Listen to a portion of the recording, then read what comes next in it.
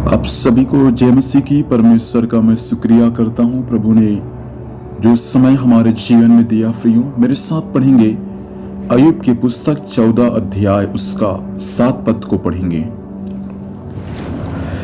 वृक्ष के लिए तो आशा रहती है कि चाहे वह काट डाला भी जाए तो भी फिर पनपेगा, और उससे नर्म नर्म डालियां निकलती ही रहेगी।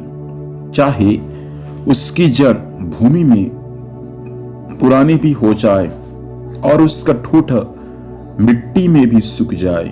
9 पद, तो भी वर्षा की गंध पाकर वह फिर पनपेगा और पौधे के समान उससे शाखाएं फूटेगी।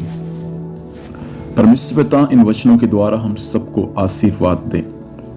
फिर यहां पर परमेश्वर मनुष्य की तुलना एक वृक्ष से किया गया है। मनुष्य जो स्त्री से उत्पन्न हुआ, उसका दिन थोड़े दिनों का और दुख से भरा हुआ रहता है। वह फूल के समान खिलता है, फिर उसको तोड़ दिया जाता है। वह छाया की रीति पर ढल जाता है और कहीं नहीं ठहरता, क्योंकि मनुष्य के दिन तो नियुक्त किए गए हैं और उसकी महीना और गिनती परमेश्वर के पास में लिखा हुआ है। और परमेश्वर मनुष्य के लिए एक ऐसी सीमा बांध के रखा है जिस सीमा से वे आगे बढ़ नहीं सकता। जैसा एक मजदूर काम करने जाता है, दिन भर अपना काम करके पूरा कर लेता है, वैसे ही मनुष्य जो इस पृथ्वी पर जन्म लिया स्त्री के द्वारा, वे भी अपना एक दिन काम को खत्म करके एक दिन वे भी इस दुनिया को छोड़कर वे चले जाएंगे। उनके पास में किसी प्रकार का आशा, उनके पास में किसी प्रकार का उम्मीद नहीं रहता। लेकिन पवित्र शास्त्र ये बात कहता है, प्रियो, वृक्ष के पास में तो आशा रहती है। चाहे वृक्ष काट डाला जाए फिर भी वो पनपेगा और उसमें नर्म नर्म डालियां निकलती ही रहेगी।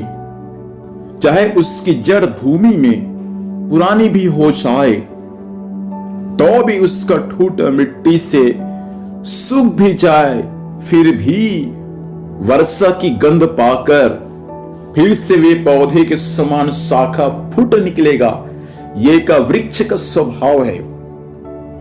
लेकिन मनुष्य का स्वभाव नहीं है। मनुष्य का दिन, मनुष्य का समय, मनुष्य का महीना, मनुष्य का साल परमेश्वर पहले से निर्धारित किया है और मनुष्य उसमें चाहकर भी आगे जा नहीं सकता। बाइबल स्पष्ट रूप से आज के सुबह के समय हमसे ये बात कहना चाहता है, जितने भी लोग इस पृथ्वी पर पाए जाते हैं, सबके जीवन के लिए परमेश्वर एक सीमा निर्धारित किया है, एक सीमा बांध दिया है ताकि वे उसके पार न जा सके। धन्यवाद करें जो जीवन परमेश्वर दिया है। धन्यवाद करें जो आज का दिन परमेश्वर हमें दिया है। इस दिन के लिए अपने परमेश्वर को धन्यवाद देना है। पता नहीं कल का दिन आप देख पाए या ना पाए, पता नहीं आपके जीवन में परमेश्वर आज का दिन कहीं सीमा बांध दिया है, कल आप ना देख पाए। इसलिए हर दिन परमेश्वर का धन्यवाद करना है।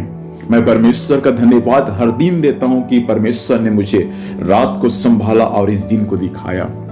हो सकता है परमेश्वर कल का दिन ना दिखाए, आज का दिन ही सीमा बांध दिया होगा, लेकिन फिर भी अपने परमेश्वर को हर समय धन्यवाद देना है।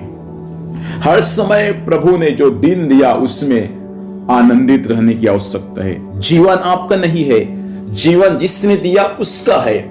तो यदि उसका है तो प्रार्थना करें कि जीवन भी उसकी महिमा के लिए इस्तेमाल हो जाए। आइए प्रार्थना करेंगे। प्रभु से धन्यवाद देते हैं आपके दिए हुए वचन के लिए। प्रभु, ये वचन आज सभी के जीवन में अधिकाई से काम करने पाए। वचन के अनुसार आज पिता परमेश्वर हमारे लिए कोई आशा नहीं है प्रभु, क्योंकि आप हमारे लिए सीमा ठहराए हैं। प्रभु सहायता करिए, वचन के अनुसार हमारा जीवन प्रभु आप में आशीषित होने पाए। आज दिन भर संभाल, स्वर्गीय सुरक्षा दे प्रभु।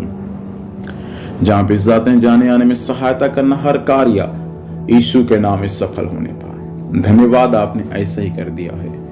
यीशु के नाम से आशीष को मांगते हैं। आमीन। आप सभी को जय मसीह की। Praise the Lord.